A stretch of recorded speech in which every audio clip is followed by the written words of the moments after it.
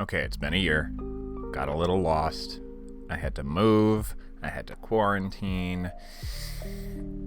But yeah, no, this really shouldn't have taken me this long. So I am here today to briefly go over whether or not I am a fan of the Tamron 28-75 f2.8 lens. Need to remember I need to look here, not at my face. My face is where I'm looking right now. I need to look at you. I bought this lens probably about 5 years ago or so, and I've used it a lot. I don't use it as much right now, but that's only because of the type of work I do more often. If I were doing more creative narrative type of stuff, there might be more of a place for me to use this, but because of the unfortunate infrequency with which I find myself involved in those particular projects, this is not what I turn to most of the time right now. What I turn to most of the time, I would actually argue, is an inferior product, but more suitable for most of my needs. So, that being said, let's talk about this lens a little bit. So pulling it up here, this lens is not exactly a new lens in terms of when it was released. And you can see right off the bat, if you take a look at some of these front elements, one of the things I actually am not a huge fan of when it comes to this lens is that the front elements are plastic. I'm not huge on that, personally. I like for these front areas to be more metallic. It's just a whole lot better.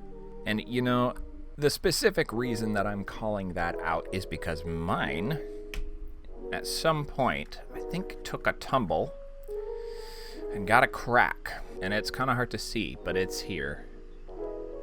And it'd probably be too hard for my iPhone to see it, but it's on here. And what sucks about that is when I screw on filters, it's really easy for them to pop off now.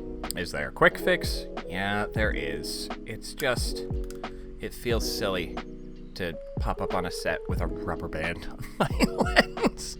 But it works. The aperture is the same throughout the whole throw, 28-75 f2.8. That's one of the things I was really wanting when I got this, was I was wanting something with decent range that wouldn't crack my bank account in half. My first call was going to be the 24-105 f4 by Canon, which is fortunately in my arsenal now, added more recently than I would care to admit. But the lowest I was ever able to find those used was $500, and that was on a good day. Although, the deal I got to get my 24-105, I will talk about at another point because it was great. I'm curious enough to want to know what some of these videos on the Amazon page are like. Knowing what lens to use at what time is more of an art than a science. Lenses are just tools that you use to capture the image that you envision. Should you use wide angle or telephoto? With so many focal lengths to choose from, nighttime photography is all about patience, the camera and the subject. Secondly, there was enough light created by the moon and the glistening water to allow me to focus at the end of the dock. In this second image, I was lucky enough to have a colorful boat tied up against the dock. Because of the rise and fall of the water, it helped create a moody and ghost-like image. You know what? I'm tired, and I'm going to bed.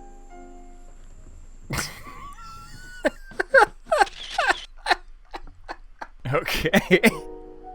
I know I haven't done enough of these to figure out a format yet.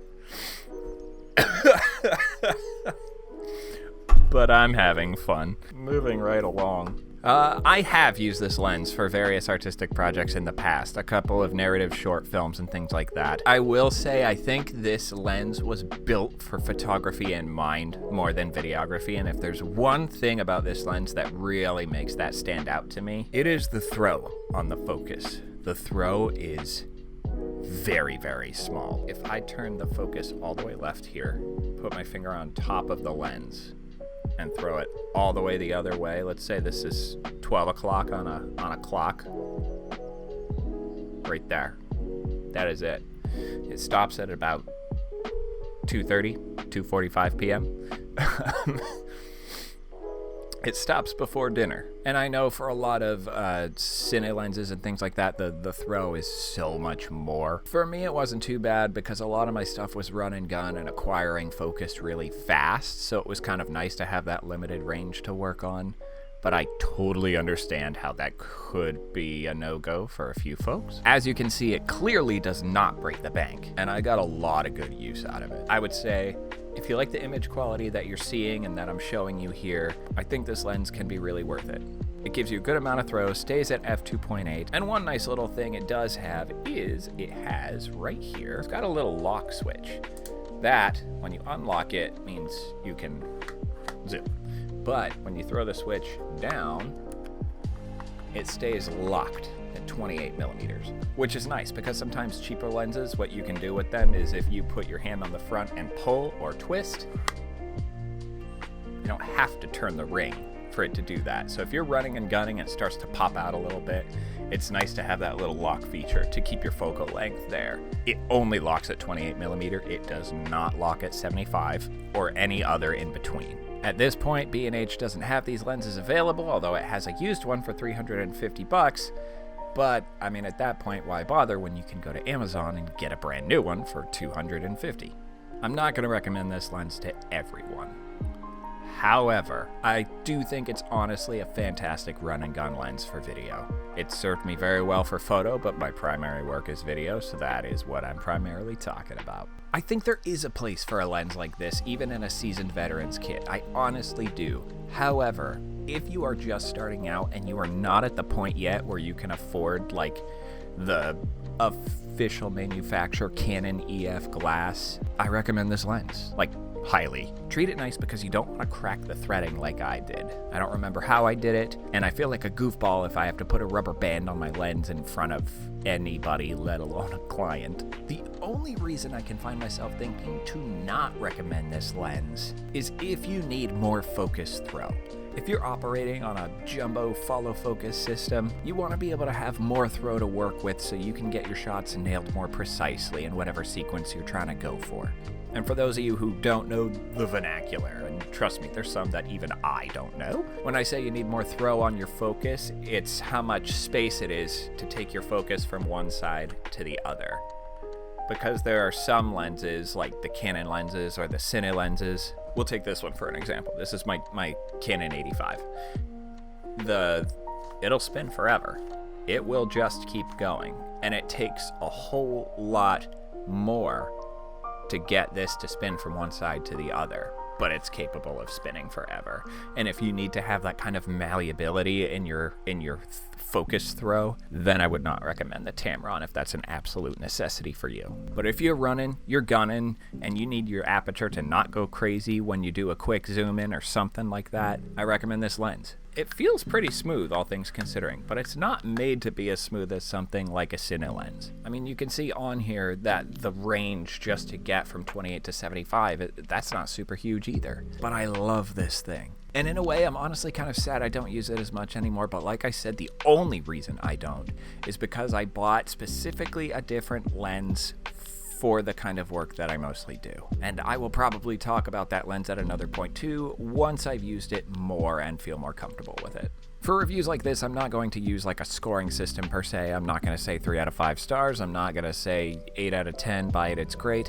I'm not going to do that because what I'm describing is something you may or may not need depending on what project you're working on. So I'm just going to tell you what I like about it, what I don't like about it, and call it a day. If I'm reviewing like a movie, sure. But if I'm reviewing gear, it really does come down to what you need for whatever project you're working on. So real quick, in summary, pros and cons. On the side of the pros, it's cheap. $250 for a lens like this is really good. And that's buying it new. If you wanted to go the Canon route and do something like the 24 to 105 f4, you'd be paying close to twice that, and that's on the used market. Also, this lens is very versatile. 28 to 75 is a great range to have and not have your aperture go haywire like it does on a lot of other lenses with that kind of throw. And lastly, I would actually say the image quality. I think it's just as good, if not on par with a lot of Canon lenses in this range. Now for the stuff that I'm not super psyched about, one is both of the rings. Not a lot of throw on the focus ring or the zoom ring, and while that can make for some really great fast and quick setups on your shots, for some others that might not be quite their speed.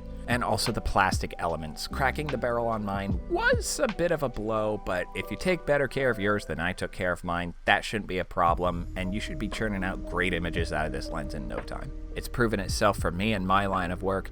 Maybe it can help you in yours too. If you're running gun, I say go for it. Now, a year ago, when I did my last review and life got crazy and I got lazy, I said I was going to do a review on these, which are little things that you tie around your lens to like pull them to where you want them to focus. I'm still gonna do it. I think actually these things are kind of worth talking about in good ways and in bad. So that'll be my next little review on the usefulness and uselessness of these little doodads. I don't even know what you call this thing. What do you call this thing? Follow focus handle.